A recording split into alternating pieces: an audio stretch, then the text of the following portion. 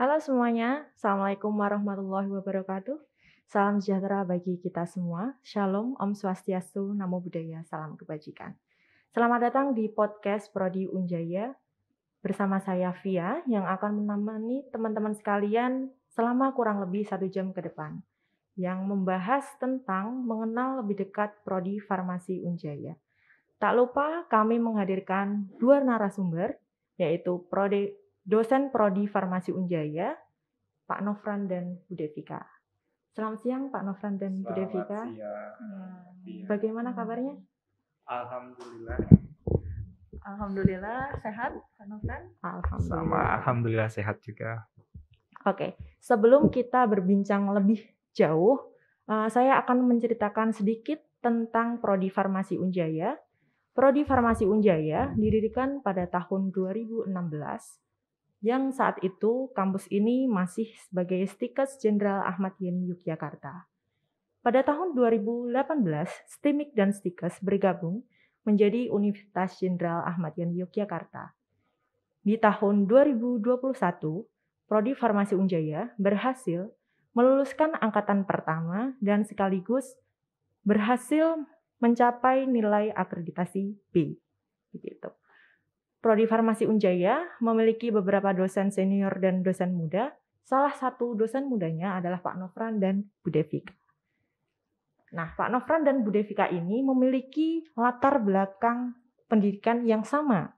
Jadi mereka sama-sama dari S1 UII dan S2 UGM. Setelah pasca sarjana, beliau ini bergabung di Universitas Jenderal Ahmad Yani Yogyakarta. Untuk Pak Nofran, berapa lama sudah bergabung di Farmasi Unjaya? Oke, terima kasih Mbak Via. Kalau saya itu mulai bergabung itu di tahun 2018. Jadi semenjak lulus pasca, saya mencoba daftar di Ahmad Yani Yogyakarta. Di 2018-nya saya mulai aktif mengajar di sini. Untuk Bu Devika sendiri? Oke, kalau saya kebetulan karena memang adik tingkat dari Pak Nofran, jadi saya mulai masuk ke Universitas Jenderal Ahmad Yani Yogyakarta itu pada tahun 2019. Namun ketika saya masuk memang tidak langsung mengajar karena saat itu semester sudah berjalan, seperti itu. Ya. Menurut Bu Devika nih, bagaimana kesan pertama bekerja di sini? Kesan pertama kalau saya lihat pertama kali Universitas Jenderal Ahmad Yani Yogyakarta itu kehitungannya masih baru, tetapi untuk fasilitas gitu ya, saya lihat sudah cukup oke dibandingkan dengan angkatan seumurannya gitu ya. Jadi saya lihat semua juga dosen sudah banyak, sudah cukup banyak untuk beberapa bidang, kemudian juga fasilitas oke, kemudian ya tentu ya kalau di Jogja saya terasa ramah gitu. Jadi welcome, semuanya itu menyambut baik, semuanya juga membantu ketika misalnya ada beberapa yang perlu saya konfirmasi, seperti itu. Oke, terima kasih Bu Devika. Nah, sebagai dosen farmasi untuk Pak Nofran dan Bu Devika, Pak Nofran terlebih dahulu. Sebagai dosen farmasi, apakah memang dari dulu cita-citanya menjadi sebagai dosen farmasi? Oke, kalau ditanya cita-cita, sebenarnya agak sedikit melenceng ya Mbak Via ya. Jadi dulu memang saya itu tidak ada minat sama sekali di farmasi ya, tapi memang orang tua mendorong ke farmasi, ya apa boleh buat ya, restu orang tua itu memang utama. Jadi ya sudah saya mencoba peruntungan untuk mengikuti seleksi nilai rapot ya saat itu waktu S1 ya. Jadi saya itu sebenarnya SMPTN lulus tapi di jurusannya IPS, di manajemen waktu itu pilihan kedua. Jadi saya merasa kurang minat juga di manajemen, tapi nggak tahu kenapa kok saya milih waktu itu ya. Jadi saya mencoba memasukkan nilai rapot ke farmasi UII dan alhamdulillahnya itu keterima. Ya sudah sekalian basah ya langsung saja basah sekalian semuanya. Jadi dinikmati akhirnya memang sudah agak menyatu ya istilahnya dengan farmasi, seperti itu kalau saya. Oke. Kalau menurut Bu Devika, mengapa memilih kuliah di jurusan farmasi ini? Oke, kalau saya sebenarnya tidak jauh berbeda dengan Pak Nofran ya. Sebenarnya saya tidak mengkotak-kotakkan bahwa saya harus kesehatan. Sebenarnya bukan ke sana. Saya dari awal sebenarnya memang tujuannya adalah inginnya IPS gitu ya Mbak Via ya. Oke. Tapi memang orang tua, agak kurang setuju, kemudian saya berpikir bagaimana, saya memilih jurusan ini, tetapi nanti ke depannya saya tidak akan susah, gitu. Jadi kayak saya pengen kerja yang saya nggak susah nyarinya. Itu sebenarnya. Kemudian kalau misalnya saya nanti tidak dalam tanda kutip tidak bekerja di instansi atau misalnya tidak bekerja di, misalnya perusahaan tertentu, saya bisa buka usaha gitu dengan semua kemampuan yang saya miliki, dengan semua ilmu yang nanti bisa saya terapkan. Nah, setelah itu saya mencari banyak, referensi jurusan, kemudian saya, akhirnya memutuskan, "Oh, saya cocok nih kayaknya, bisa nih masuk farmasi," gitu. Kemudian ya saya coba untuk masuk farmasi sama jalurnya kebetulan dengan Pak Nofran ya, jadi saya mengambil, tanpa tes, karena jujur ya, kalau kita SMA itu pasti males banget yang namanya tes.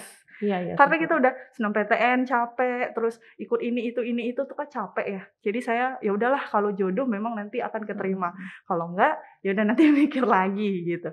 Dan alhamdulillahnya memang kebetulan keterima dan menurut saya saat itu yang ada di bayangan saya adalah ketika saya lulus saya minimal bisa punya apotek sendiri, buka apotek sendiri tanpa harus ibaratnya dalam tanda kutip mengemis kerja kepada orang lain gitu.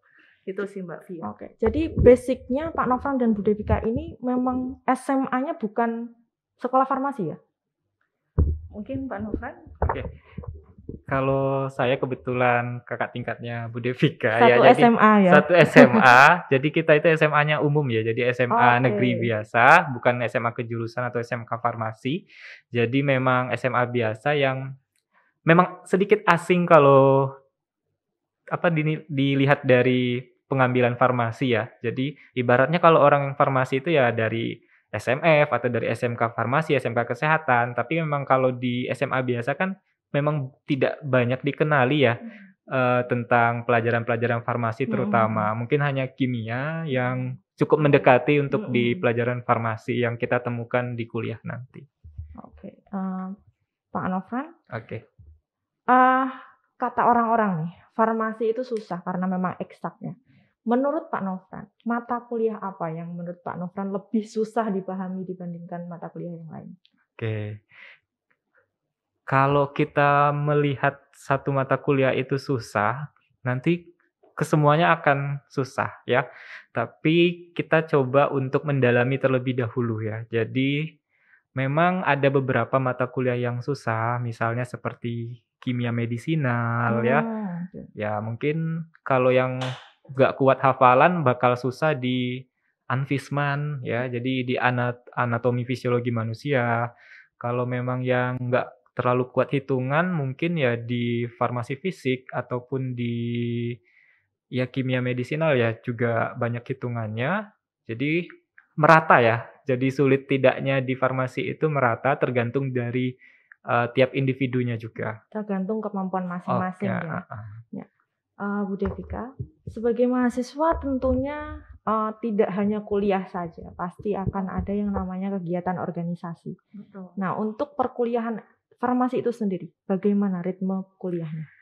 Oke, jadi, kalau berbicara tentang ritme gitu ya, kita ketika masuk menjadi mahasiswa itu hal yang harusnya disyukuri oleh teman-teman gitu ya, karena nanti akan banyak sekali bertemu dengan, bidang-bidang lain, kemudian ikut dalam organisasi tertentu. Nah, untuk di farmasi mungkin tadi ya yang ditanyakan oleh Mbak Via sebelumnya kepada Pak Nofran, susah nggak gitu ya.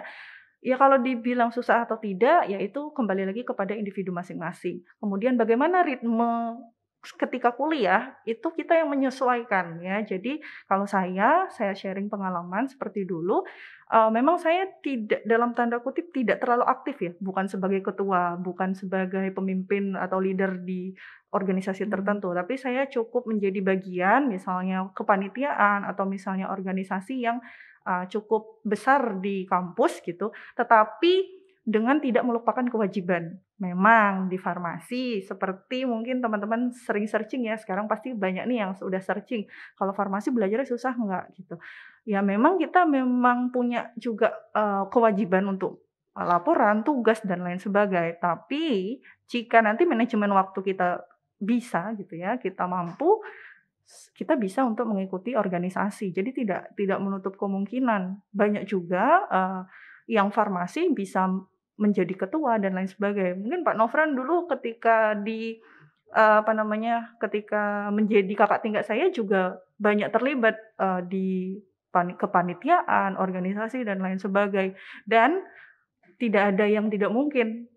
Ternyata seiring sejalan gitu. Ketika kepanitiaannya oke, tidak tidak menutupi kemampuan dari akademiknya yang juga ternyata oke gitu. Jadi itu menjadi poin plus soft skill dan hard skill-nya bagus gitu.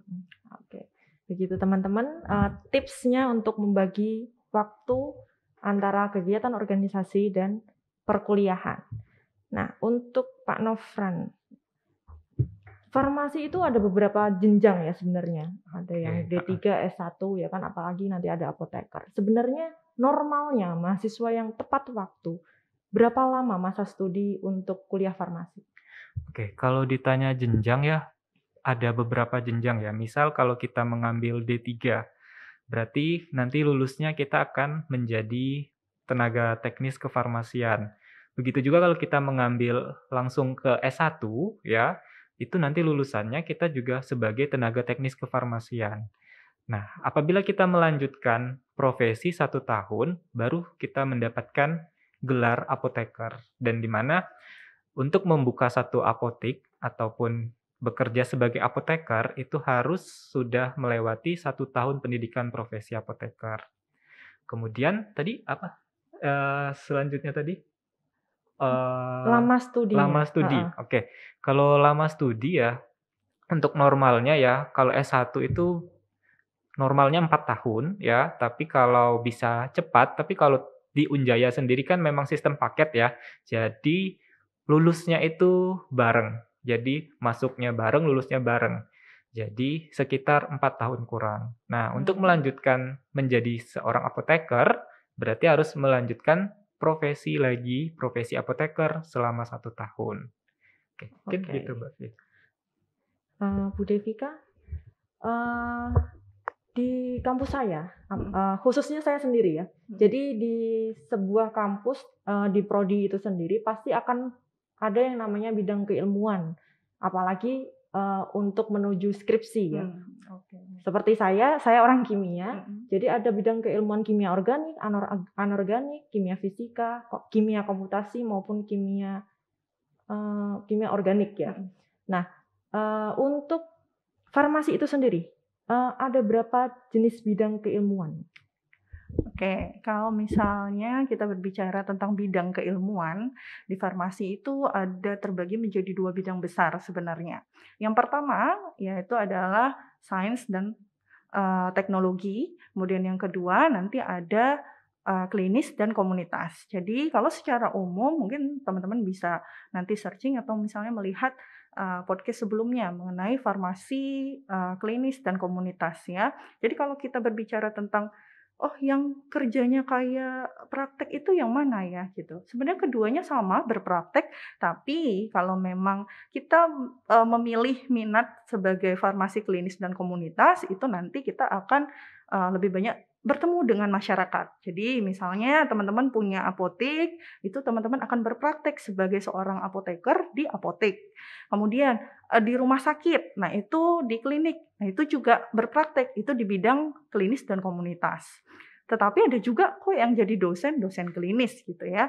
Nah, kemudian mungkin saya akan lebih membahas mengenai yang, sains dan teknologi, di mana kalau kita berbicara tentang sains dan teknologi, itu ada beberapa bidang lagi. Yang pertama ada analisis gitu ya.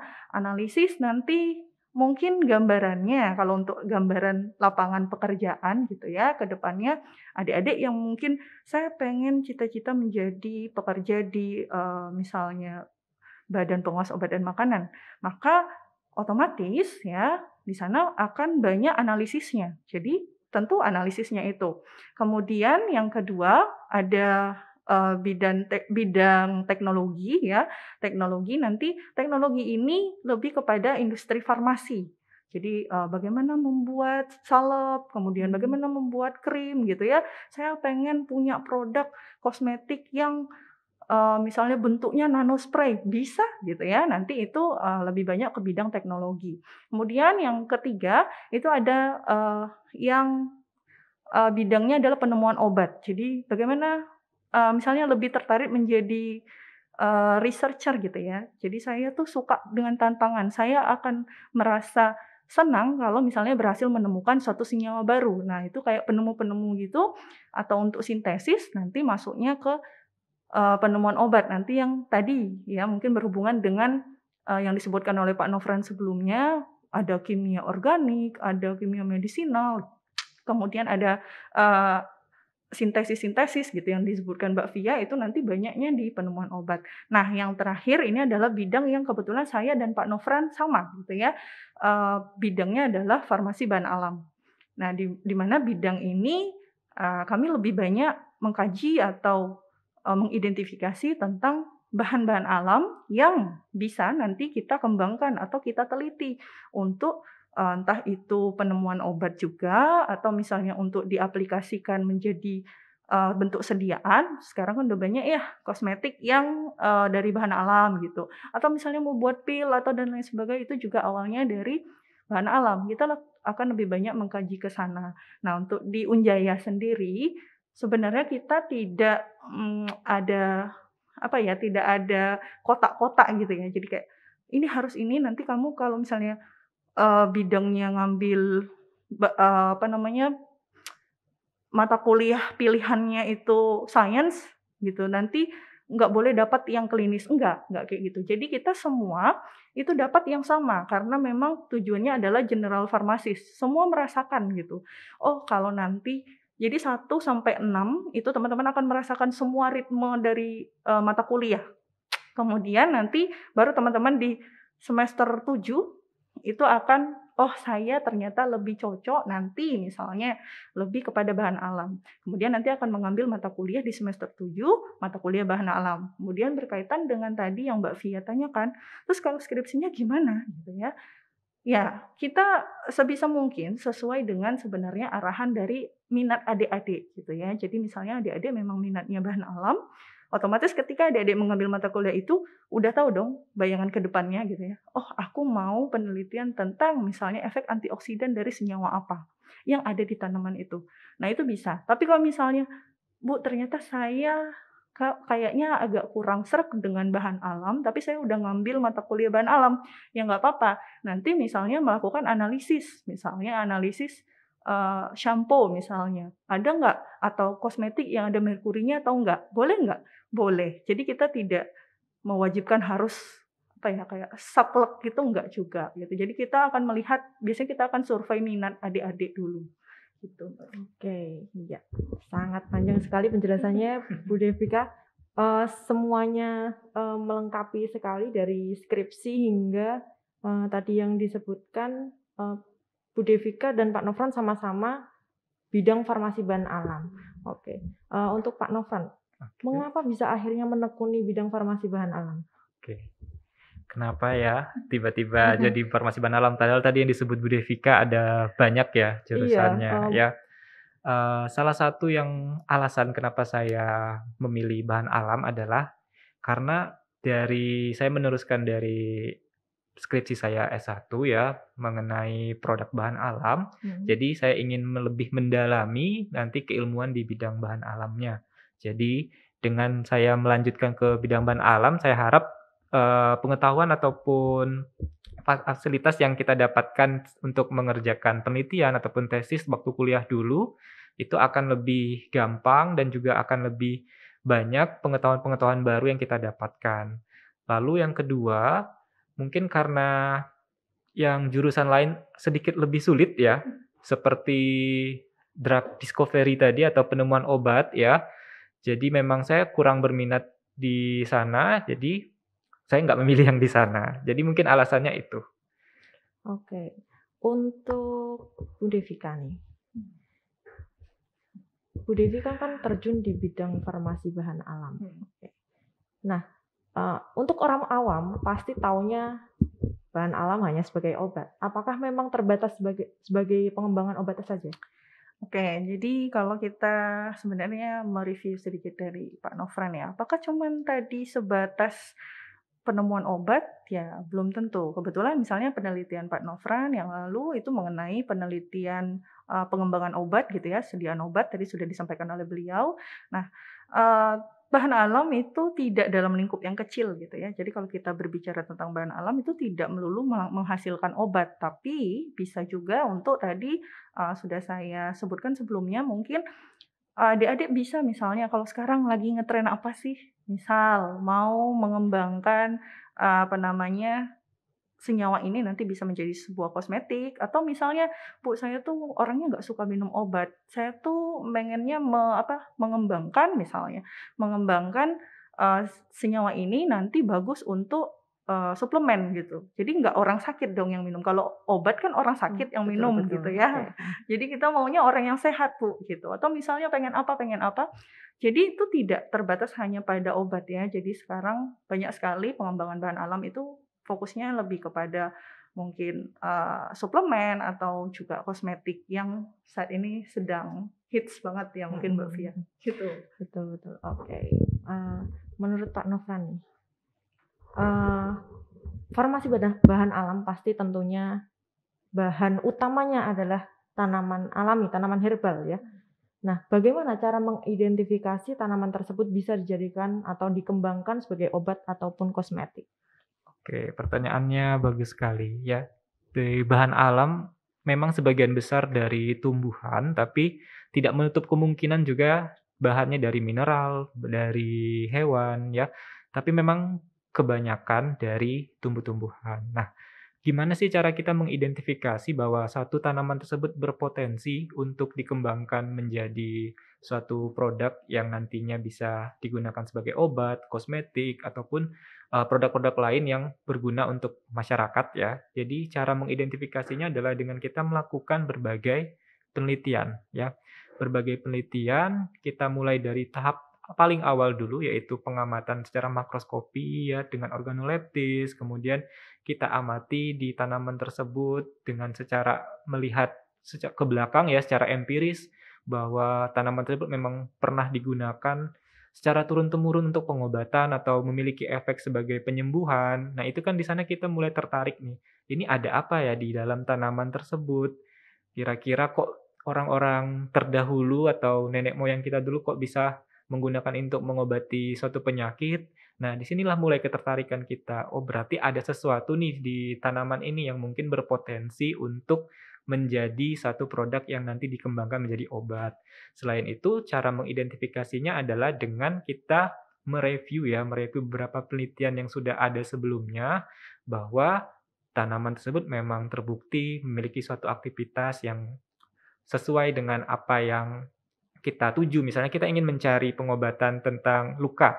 Jadi secara empirisnya ada, secara ilmiahnya juga ada. Jadi kita bisa lebih mengembangkan lagi yang sudah ada tadi. Mungkin Oke. seperti itu. Nah, Pak Nofran lagi ya. Oke. Untuk tanaman obat atau bahan alam yang bisa dikembangkan sebagai obat maupun kosmetik, apakah bisa atau mudah didapat di lingkungan sekitar kita? Oke. Kalau ketersediaan bahan ya juga usah diragukan lagi ya, apalagi kita tinggal di Indonesia yang memang dikenal memiliki keanekaragaman hayati yang sangat luar biasa. Jadi sampai saat ini ya, beberapa penelitian saya ataupun mahasiswa yang menggunakan produk bahan alam, itu belum menemukan kesulitan untuk mendapatkan bahan ya. Mungkin kalau yang sedikit kesulitan itu bahan-bahan sintetik sebagai standarnya itu mungkin masih sulit di Indonesia. Kalau untuk dari bahan utama, dari produk bahan alamnya, ya insya Allah itu masih sangat banyak sekali dan sediaannya, ya ketersediaan di sekitar kita, bisa kita manfaatkan misalnya, mungkin produk pangan dari para petani ya, kemudian bisa kita cari pengepul-pengepul dari satu tanaman yang kita inginkan ya, itu masih sediaannya banyak sekali di Indonesia. Oke. Untuk Bu Devika, nah sebagai seorang farmasis nih, Oke. apa ada tantangan tersendiri pada pengembangan bidang farmasi bahan alam? Oke, kalau berbicara tentang tantangan, tentu ya, tantangannya luar biasa. Kalau untuk era seperti sekarang ini, karena tadi Pak Nofran sudah menyampaikan nih, gitu ya, di Indonesia itu banyak sekali tanaman, apa namanya, yang intinya tidak susah lah untuk ditemui. Justru malah mungkin kita, ketika kita melihat tanaman, kita nggak tahu itu tanaman apa. Nah, tantangan yang paling kecil ya, yang harus dihadapi adalah itu, mengidentifikasi dulu tanaman-tanaman yang tidak populer itu. Kalau kita berbicara tentang aloe vera gitu ya, atau lidah buaya, saya yakin semua orang udah tahu. Tapi kalau misalnya kita berbicara tentang misalnya saya sebutkan daun kupu-kupu gitu, atau misalnya penelitiannya Pak Nofran gitu ya, yang daun sambung nyawa atau daun-daun yang lain gitu, apakah kita sebagai warga orang Indonesia gitu ya, udah tahu gitu ya? Belum. Apakah bentuknya kupu-kupu atau bagaimana? Nah, itu tantangan yang saat ini sebenarnya menjadi tantangan untuk kita semua gitu ya, untuk semua warga Indonesia sebenarnya. Kemudian tantangan ke depannya mungkin adalah bagaimana cara kita untuk mendapatkan ya tanaman tersebut, tanpa harus merusak alam tentunya. Jadi kan kalau semua ditebang gimana dong, rusak Iya, iya. semua gitu ya. Enggak, jadi itu adalah tantangan kita nanti, tentu kita akan berkoordinasi dengan pihak-pihak lain gitu. Misalnya pada yang tadi drug discovery yang disebutkan Pak Nofran, misalnya penemuan, apa namanya, penemuan obat gitu ya, dan kita akan minta bantuan kepada pihak yang memang concern-nya di sana gitu. Itu mungkin Mbak Via yang paling dekat gitu ya tantangannya. Kalau bicara yang lain banyak banget tentu. Oke, jadi untuk yang Bu Devika bicarakan tadi, jadi kita sendiri ya di Indonesia ini memang setiap orang pasti punya tantangan ya. Apalagi seorang farmasis, kita harus inovatif dan tetap konservatif gitu. Nah, untuk Pak Nofran sendiri, dari tadi Bu Devika bercerita Pak Nofran memiliki banyak penelitian. Nah, penelitian apa saja yang sudah dilakukan oleh Pak Nofran? Oke. Sebelum menjawab penelitian saya nambahin sedikit ya Mbak Via yang Oke, tantangan silakan. tadi. Jadi untuk produk bahan alam ya, tantangan tambahan dari yang penjelasan Bu Devika tadi misalnya farmasis ya, seorang farmasis itu tugasnya tidak hanya sekedar obat-obatan ataupun ke pasien ataupun meneliti ya, tapi juga mengedukasi. Jadi di sini kita kan berbicara tentang tanaman ya, jadi kita harus mendapatkan tanaman yang terstandar. Artinya tanaman yang memang sudah layak digunakan untuk produk-produk farmasi. Jadi kita di sini juga berperan untuk mengedukasi para petani atau pengepul untuk mendapatkan atau menghasilkan tanaman bahan alam yang memang terstandar atau memang memiliki kualitas yang baik. Jadi mungkin salah satu tantangan yang masih sedikit kurang di sini adalah mengedukasi untuk menghasilkan tanaman yang memang terstandar. Oke, kita lanjut yang ke penelitian ya. Oke, kalau yang penelitian di sini saya bersama tim ya, nggak saya sendiri ya di sini. Dari tahun 2018 itu saya mulai sudah mengembangkan produk bahan alam dari kombinasi ekstrak dari daun sambung nyawa dan daun mimba. Jadi bertahap mulai dari tahun 2018 itu kita mengujikan aktivitas dari kombinasi ekstrak tersebut ya. Didapatlah memiliki aktivitas antioksidan. Kemudian di tahun 2019 saya melanjutkan menguji toksisitas ya, toksisitas akut ke hewan uji ya.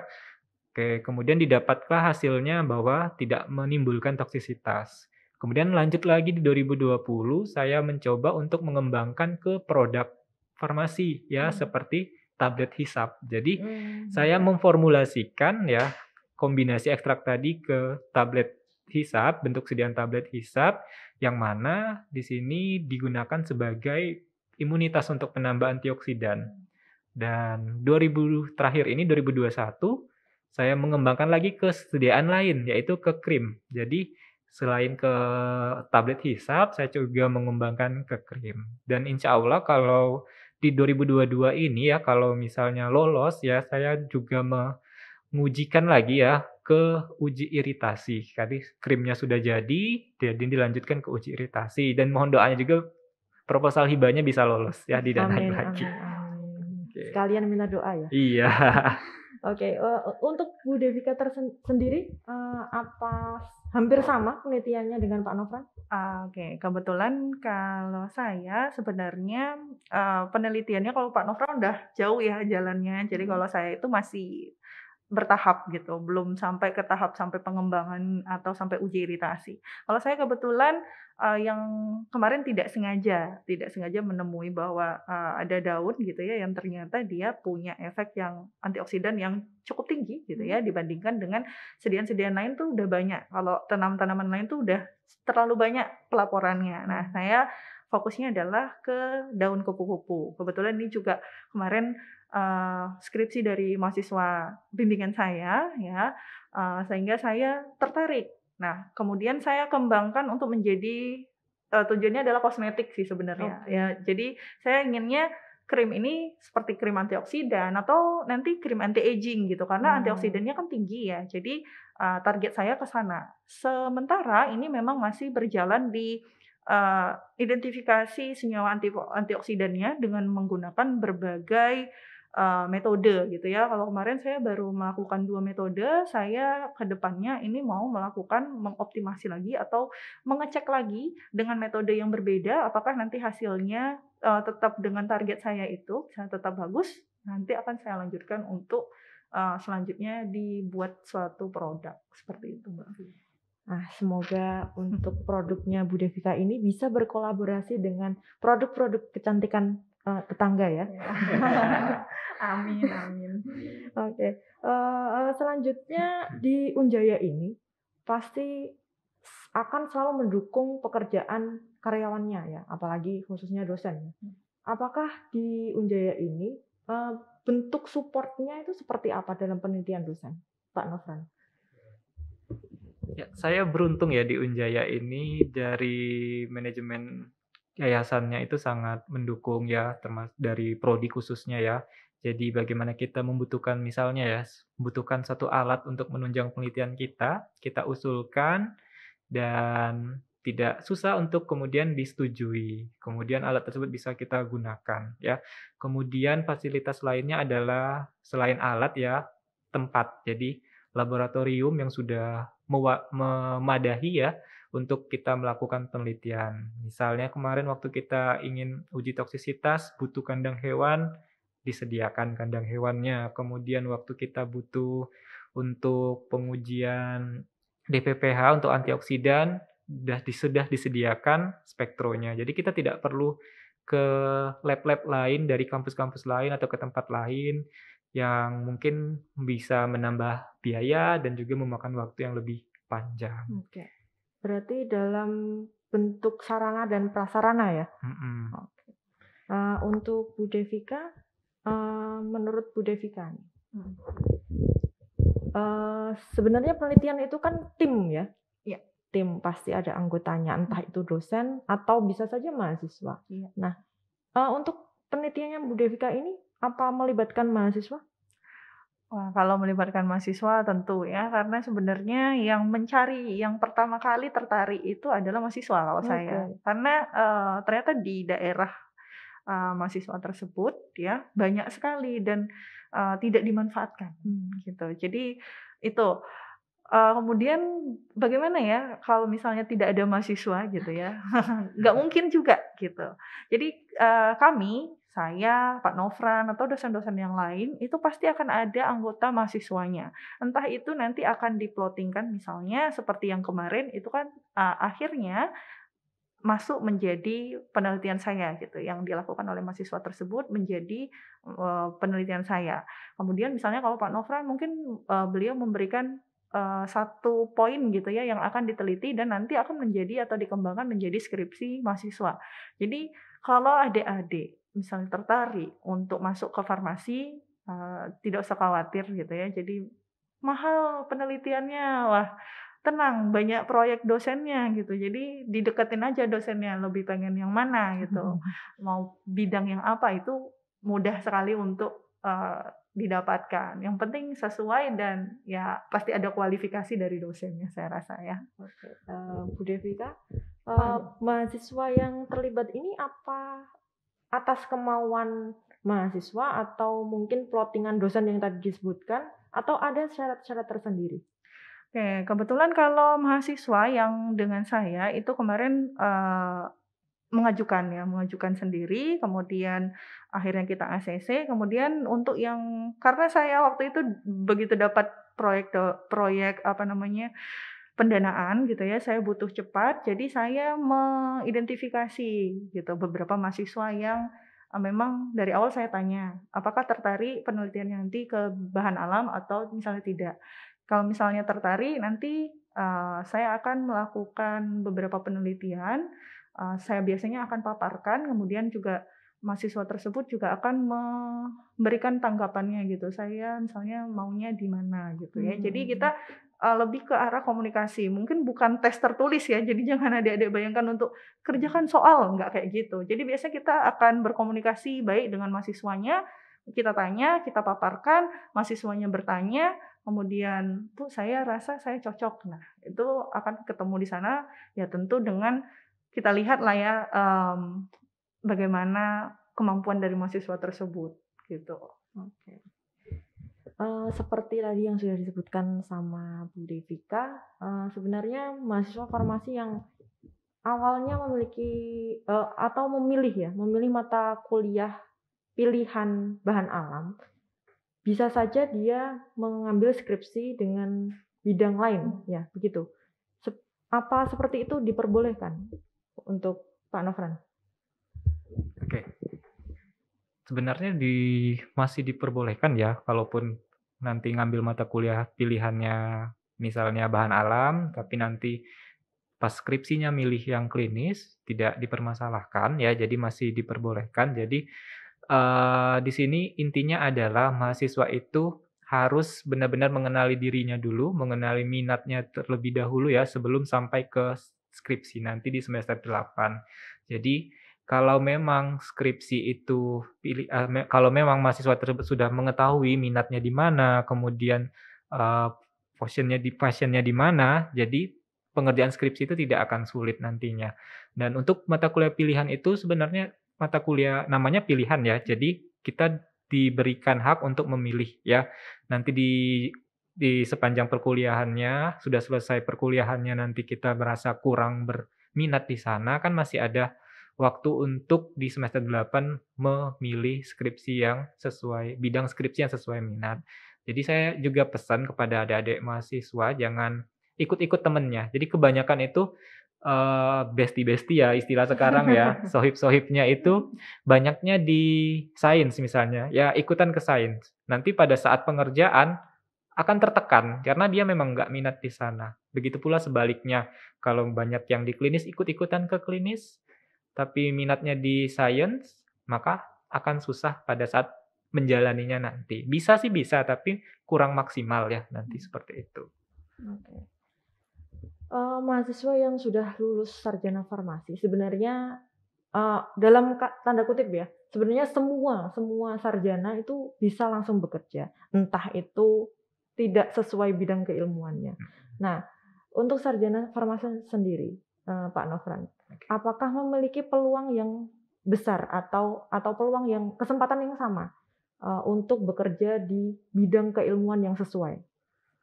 Oke, sangat-sangat besar ya, peluangnya untuk bekerja di bidang yang sesuai. Tadi di awal juga Bu Devika udah memaparkan beberapa bidang pekerjaan ya di farmasi ya, cuman mungkin ada tingkatannya agak sedikit berbeda kalau masih lulusan S1 dengan profesi.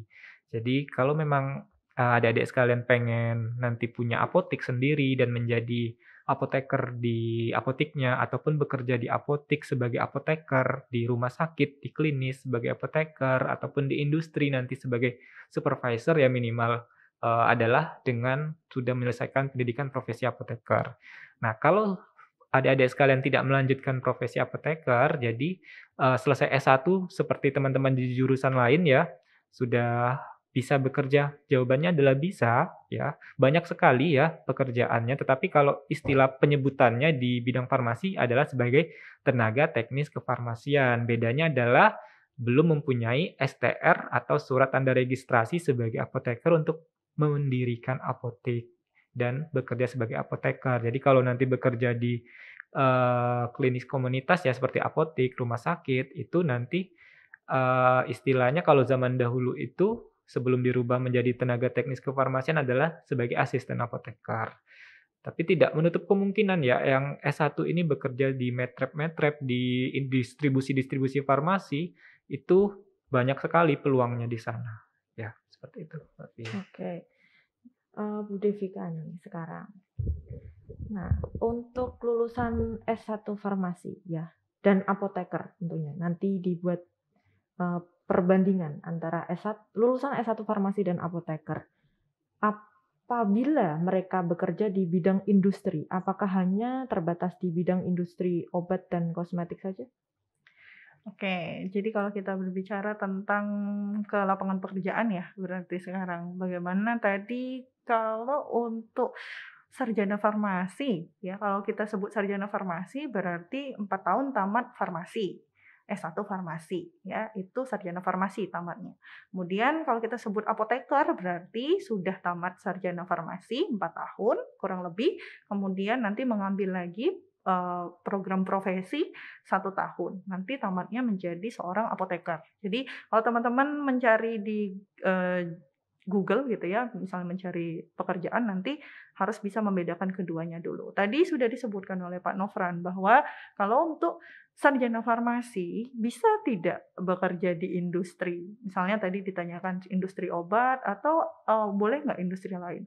Untuk sarjana farmasi itu bisa bekerja di industri, memang bisa. Tidak hanya di industri obat, tapi industri lain bisa industri kosmetik, misalnya industri obat herbal terstandar atau jamu atau makanan juga gitu ya. Misalnya mau apply di Indofood bisa nggak? Bisa kalau memang dibutuhkan gitu ya, sesuai dengan kriteria yang diperlukan. Tetapi ya beda wewenangnya atau tanggung jawabnya antara tadi sarjana farmasi dengan apoteker atau yang sudah profesi. Kalau apoteker nanti misalnya dia akan menanggung jawabi, tadi sudah sebenarnya disampaikan sedikit oleh Pak Nofran ya tadi gambarannya. Misalnya menanggung jawabi bagian entah itu misalnya bagian riset and development. Jadi dia di dalam industri itu tugasnya adalah misalnya meneliti, mencari tahu, membuat formula misalnya. Oh, bagaimana ya membuat krim supaya tidak lengket misalnya. Itu penelitiannya di awal dilakukan oleh seorang farmasis gitu. Farmasis itu berarti apoteker ya. Kemudian kalau misalnya sarjana farmasi bedanya apa? Tadi misalnya bukan di bagian inti tanggung jawabnya, tapi misalnya di bagian distribusinya. Jadi misalnya pendistribusian apa? Atau misalnya memperkenalkan produk farmasi, produk yang hasil industrinya itu kepada pihak lain. Nah, itu sarjana farmasi boleh. Tapi kalau misalnya yang menanggung-jawabi semua dari awal sampai akhir, nanti misalnya sudah menjadi suatu produk, itu harus seorang apoteker gitu. Oke, terima kasih penjelasannya Bu Devika, sangat bermanfaat sekali. Nah, pertanyaan terakhir nih untuk masing-masing ya, mulai Pak Nofran dulu. Sebagai seorang farmasis nih, apa keuntungan seorang farmasis dibandingkan dengan profesi lain? Pertanyaannya menantang ya Mbak Fia. Keuntungannya ya, kalau yang selama ini yang saya rasakan saja ya, Iya. keuntungannya yang pertama adalah pencari kerja cepat ya. Jadi saya selesai lulus langsung saya masukkan, langsung dapat pekerjaan. Dan sebelum lulus pun saya juga sudah ada tempat bekerja. Jadi mungkin keuntungan yang paling banyak adalah cepat untuk mencari kerja dibanding jurusan-jurusan lain ya. Yang kemudian yang kedua adalah karena saya ini anak rantau ya, dari rantau, jadi ketika pulang ya, kita itu sebagai apa ya, dianggap semua tahu ya. Jadi ada enaknya juga, ada enggaknya juga ya. Misalnya ada yang sakit, ditanya ke kita obatnya apa, ininya apa. Jadi tidak menutup kemungkinan juga kita akan lebih banyak menemukan ya pertanyaan dan juga pengetahuan-pengetahuan baru ketika kita mendapat suatu pertanyaan. Artinya adalah intinya adalah keuntungannya adalah tantangannya itu besar dan manfaatnya banyak. Mungkin Bu Devika menambahkan ya keuntungannya apalagi yang dirasakan. Oke, Sebenarnya kalau keuntungan tadi di-mention Pak Nofran sebelumnya gitu ya, bahwa jangankan kita udah tamat, sebelum kita tamat gitu ya, baru kita menginjakkan kaki menjadi mahasiswa farmasi, itu, keluarga kita dengan sangat percaya diri bertanya, "Oh ini kalau nyeri-nyeri sendi sakitnya apa ya? Obatnya apa? Boleh nggak? Minumnya gimana?" Nah itu baru jadi mahasiswa, belum tamat gitu ya. Jadi kalau misalnya tamat eee, tenang saja adik-adik untuk, adik-adik yang misalnya saya tidak suka bekerja dengan orang lain gitu ya, atau saya ingin mendirikan perusahaan sendiri. Nah itu kalau adik-adik sebagai seorang farmasis, adik-adik terbuka kesempatannya luas sekali. Atau misalnya saya ingin mengabdikan diri misalnya, di pemerintahan, itu juga sangat terbuka luas. Mulai dari klinik, rumah sakit, kemudian badan-badan terkait gitu ya, misalnya Badan POM gitu, atau misalnya dinas kesehatan, atau misalnya, apa namanya, departemen kesehatan, ya itu banyak bidangnya ya, silakan di kementerian adik-adik bisa cari sendiri. Kemudian kalau saya kelebihannya apa, kalaupun nanti adik-adik tidak, maksudnya tidak bekerja gitu ya, kalau semua kita pas tamat itu maunya bekerja, tapi mungkin ada beberapa orang yang merasa kayak, "Saya belum ingin bekerja," gitu ya. Jadi apa kelebihan yang saya dapat, kamu tahu semua yang kamu butuhkan. Jadi kamu tahu yang baik atau tidak untuk diri kamu sendiri. Jadi misalkan kita banyak belajar ya, tadi misalnya bagaimana reaksi, terjadinya, apa namanya, antioksidan atau bagaimana kerja antioksidan, itu kita tahu, oh berarti saya harus mengurangi apa. Jadi itu minimal untuk diri sendiri, kemudian baru nanti ke orang lain. Kelebihan kalau mengambil farmasi, saya rasa, adik-adik bisa searching tadi juga sudah saya sampaikan dengan Pak Nofran gitu ya. Jadi ayo daftar bergabung menjadi, rekan sejawat gitu ya. Nanti kalau kita sama-sama, apoteker, kita manggilnya bukan aku kamu, tapi kayak, "Bagaimana kabarnya rekan sejawat?" Gitu ya. Jadi kayak, tidak ada batasan karena rekan sejawat itu kan kuat ya ikatannya. Begitu mungkin Mbak Nofran, ada lagi? Tambahan sedikit ya, mungkin kita akan lebih dipercaya dibandingkan, orang lain kalau terkait pertanyaan tentang, "Ini obatnya apa?" Misalnya, "Ininya apa?" Ya. Dan juga itu kan tadi yang saya juga sudah bilang menjadi tantangan di kita untuk terus mengembangkan ya, terus belajar bagaimana, semakin berkembangnya zaman ya, kita harus tetap belajar karena tuntutan tadi, yang tantangan ketika kita ditanyai, kita tidak bisa menjawab kan, jadi kepercayaan orang akan menurun. Jadi prinsip dari apoteker itu ada 9 star pharmacist ya, salah satunya adalah terus belajar atau lifelong learner ya. Jadi, tidak ada kata untuk stop untuk belajar karena kita tahu pengetahuan di obat-obatan itu kan terus berkembang. Jadi kalau kita tidak memperbarui pengetahuan kita mengenai, suatu informasi, maka kita akan ketinggalan. Jadi itu yang perlu kita perhatikan lagi. Oke, menarik sekali ya Iya. perbincangan kita pada siang hari ini. Kita bisa mengerti bahwa dan lebih paham bahwa seorang farmasis itu tidak hanya terbatas pergerakannya di bidang obat-obatan saja. Namun kita ternyata memiliki kesempatan yang lebih luas juga di bidang-bidang lain ya. Terima kasih Pak Nofran dan Bu Devika atas penjelasannya yang sangat membantu sekali untuk teman-teman sekalian yang lebih mudah mengerti seluk-beluk tentang farmasi, khususnya farmasi bahan alam. Tak lupa saya ucapkan selamat menjalankan ibadah puasa bagi yang menjalankannya. Akhir kata, wassalamualaikum warahmatullahi wabarakatuh. Shalom, Om Swastiastu, Namo Buddhaya, salam kebajikan. Assalamualaikum. Assalamualaikum.